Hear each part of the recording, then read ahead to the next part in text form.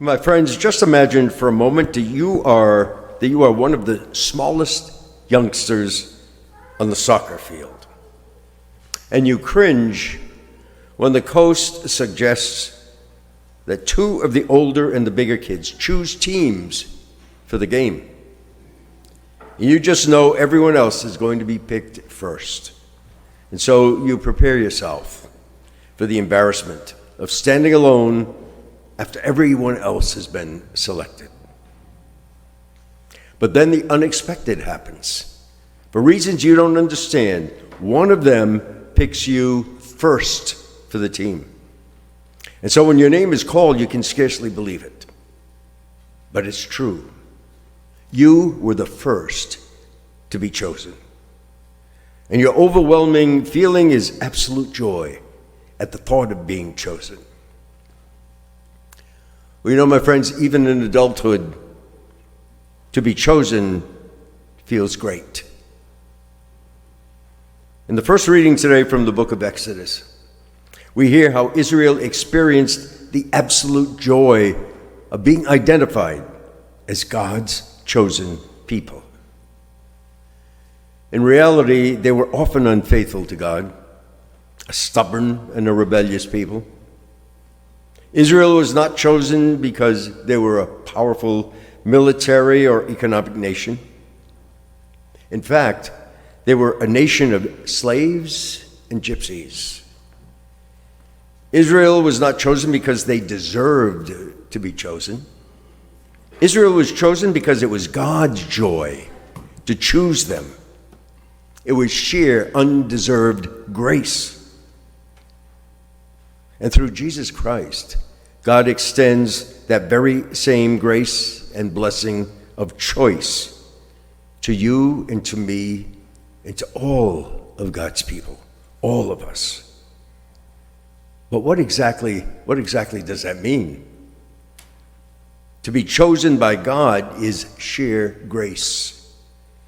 It is totally undeserved.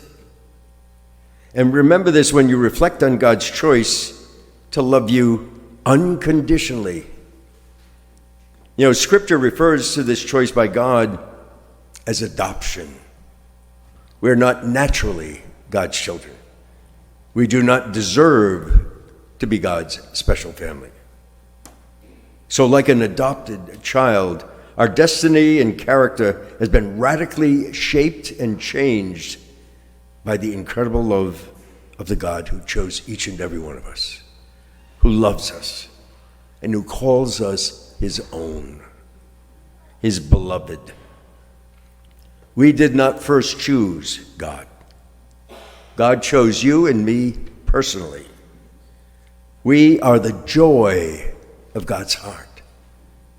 You know, like a parent eagle nurturing and protecting its young, so God cherishes you and me. But we must never take this love for granted, my friends. And we must never forget that to be chosen by God also involves responsibility. Again, listen to the language from today's first reading. When God called Israel a nation of priests. And so to be a nation of priests suggests that all the people will enjoy a special closeness to God. But this calling as priests also carries a responsibility to do the work of a priest in the world. After all, God did not choose Israel so that the people could just sit back and enjoy God all by themselves. God chose Israel to be his priests so that they would lead the rest of the world to intimacy with God. That is the work of a priest. Priests are to be reconcilers between God and humanity.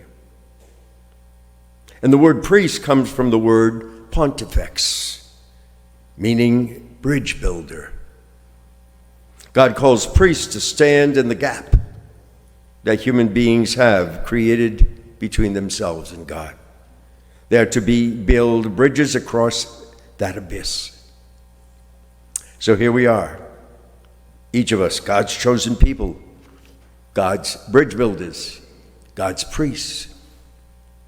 Now, you may not wear the Roman collar as I do, my friends, but nonetheless you bear the mark of being chosen by God, no less than myself. So when we encounter injustice, we must fight against it. When we sense lostness, we must rescue those who seem to be lost. When we bump into pain, we must soothe it. When we meet up with neediness, then we must do all that we can to alleviate it. After all, each of us has been chosen by God to be a pontifex, to be a bridge builder. In an emergency situation, there are two types of civilian helicopters. One is the news helicopter. And when the emergency radio announces a wreck or a natural disaster, this helicopter rushes to the scene. But when it arrives, it simply circles the human suffering. It reports and televises the anguish and the pain, but it does not ease the suffering. The other type of helicopter is the rescue helicopter. It also rushes to the scene of suffering. But this helicopter lands in the middle of the suffering to bring hope, to bring healing. Which type of helicopter do you think God has called us to fly amidst the suffering of this world? My friends, today let us rejoice that God's hand stretched out to us to choose each and every one of us, to shower us with the total grace and unconditional love that God has for us. God truly picked you and you and you and me for the team. But having been chosen, we must stretch out our hands to another and to another and to another of God's cherished children. And we must invite them to be a part of the team as well. God's amazing grace and unconditional love always comes to us on its way to someone else. So let's be sure to pay it forward.